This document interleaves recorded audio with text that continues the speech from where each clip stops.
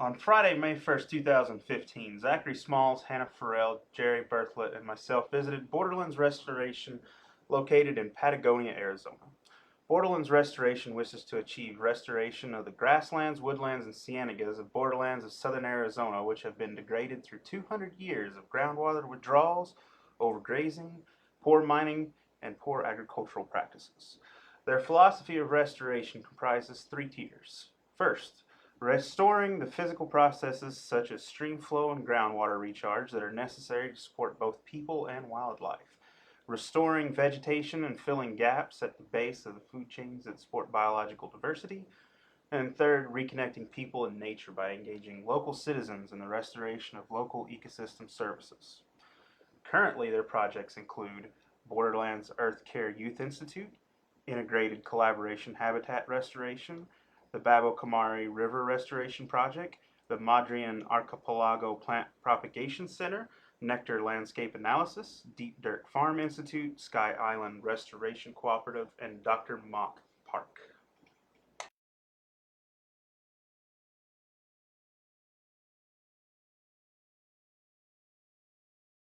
To get started, why don't you tell us the name of your organization and what it is your mission goals are? Okay. We're Borderlands Restoration L3C, started about 2.5 years ago. The L3C is a limited profit company. We're the first limited profit in Arizona. So we are able to take advantage of some of the nonprofit advantages tax-wise, but we're also a for-profit business. And typically, I think there's a limit of maybe 3% profit that we can make. Any profits beyond that are required to be turned back into the program. We build more greenhouses, we hire more people. The director doesn't get an enormous bonus at the end of the year. Everyone gets paid and we do great work, just like I described before. We can buy materials and supplies and run an office. And it's the kind of thing that we wanted to do anyway, but we're kind of testing this idea because it's part of what we're calling a restoration economy, where we're trying to set up a platform whereby people can do restoration, they can receive job training, which is a big part of what we do, community involvement, and run spin-off businesses, whether they're greenhouses or LLCs or what have you, to actually get paid to take care of places. That's our goal. The mission has 3 different components to it. We focus on ecological processes in particular, hydrology, soils, movement of soils, erosion control, fire management, fire mitigation or prescribed fire planning. The second component has a major vegetation component, which is native plants, in particular native plants that are missing from the landscape that support migratory pollinators, things that have dropped out of the landscape because of degradation of various kinds. So a lot of what we do is collect seeds, do the research on that, keep a really strong database, and then grow those plants out and get them back into landscapes, whatever landscapes that need them. And the third component is the community involvement component, where we want to constantly demonstrate what we're doing to the public. We want to hold workshops. We want to include volunteers.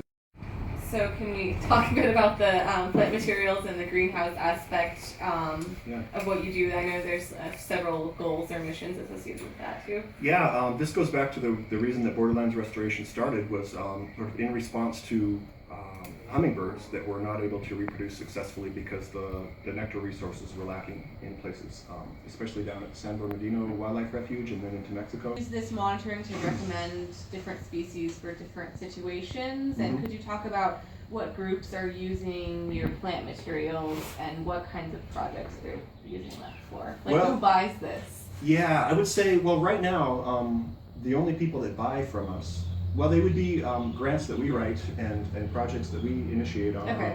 We're not to the point where we have people coming to us and ordering large amounts. Sky Island Alliance is. I take that back. Yeah, they've got pre-existing projects. But clearly we've identified a gap so that the National Park Service doesn't have to build a bunch of greenhouses and hire 5 people full-time with all the benefits and all the rest, right?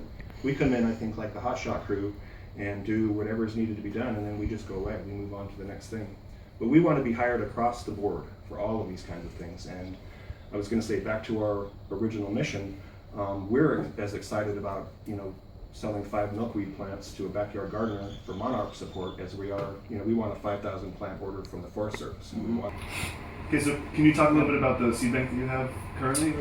Yeah, we have as a spin-off of our BLM funds, we kind of established a seed lab, we're calling it, where we've got tables and microscopes and things where people can gather seeds and clean them. It's a major volunteer hub. It's literally a guest house a couple blocks away from here, where a woman has just donated the property to us to have a hub where we can store things cool and in dark containers and those kinds of things, and keep our accessions, our records, really carefully, documenting where these things came from.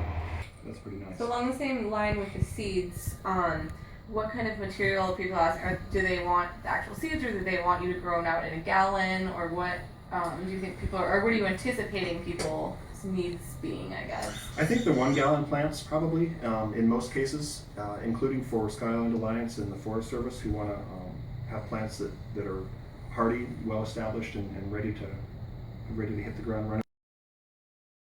Okay, well, we've got the little office here that we're in now is kind of our home base, and we call the backyard there the retail center. We sell plants out of there during the warmer months, and we transformed the entire landscape so that it's a demonstration garden, so that people can walk through and see the native plants that we sell. We have an herbalist who's contracted with us to use the little hut there to sell herbal remedies. She's very intrigued with making herbal remedies out of invasive plants, so there's an interesting little nexus there that gets people excited. We've got two major greenhouses out at Native Seeds Search, where we lease land, a couple of shade houses nearby. We can go out there and have a look around. We've got one of our partners who invested in the early days, has a place called Deep Dirt Farm Institute. It's just a couple miles outside of town, right next to the corridor.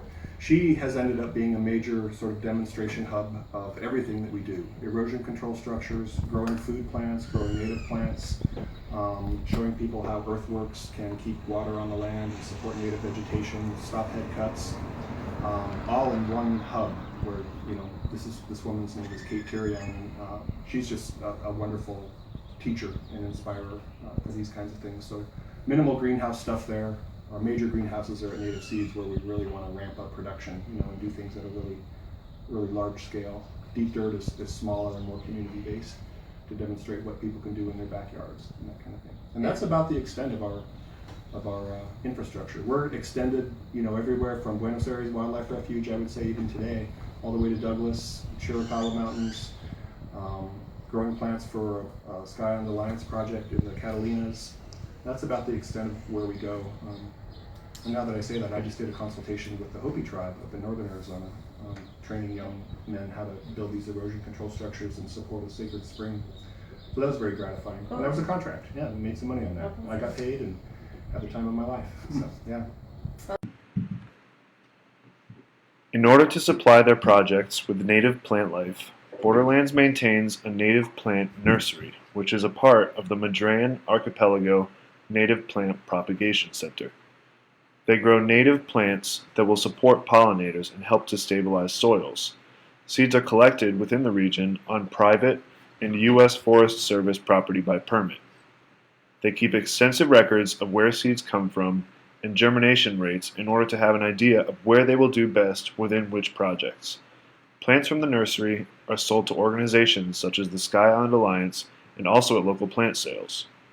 All plants are native, locally sourced perennials that are collected along the Borderlands region and propagated in Patagonia without the use of chemicals. The last stop on our trip to the Borderlands Restoration organization was to Deep Dirt Farm. Deep Dirt Farm is a property owned by Borderlands focused on watershed restoration, quality of soils, hands-on workshops, and educational science projects. It is located a few miles from the main Borderlands office in Patagonia and is comprised of 34 acres with deep agricultural soils bisected by an ephemeral stream and wildlife corridor. The farm lies within a folded topography of hills, small sheltered valleys, and a broad meadow of the Sky Island region. This is the portion of the trip where we were shown actual restoration efforts being done out in the field. The main focus of Deep Dirt is watershed restoration through hands-on community involvement. We were shown various mechanical structures such as gabions, berms, one-rock dams, and half-moon dams built by volunteers and used by the farm to help better control the water movement and soil erosion across the landscape. The restoration goals and techniques used at Deep Dirt are the exact same ones used by Mary Miller at Elkhorn Ranch. They are both essentially doing the same watershed projects because the same restoration ecologists help both parties come up with management plans to heal their lands. Not to mention, Borderlands Restoration works directly with the Altar Valley Conservation Alliance on some projects, so they are very familiar with each other's practices. By collaborating and working together with local organizations and agencies, land managers can accomplish so much more to take care of the land. Overall, our trip was very educational and rewarding. It is always exciting to hear about a new natural resources organization, especially one that is a strong proponent of community involvement and the epitome of wildland vegetation restoration. We would like to personally thank David Siebert, Francesca Claveri, Andrea Stanley, Kate Tyrion, and the rest of Borderlands Restoration for talking with us and giving us tours of their office, greenhouse, and farm.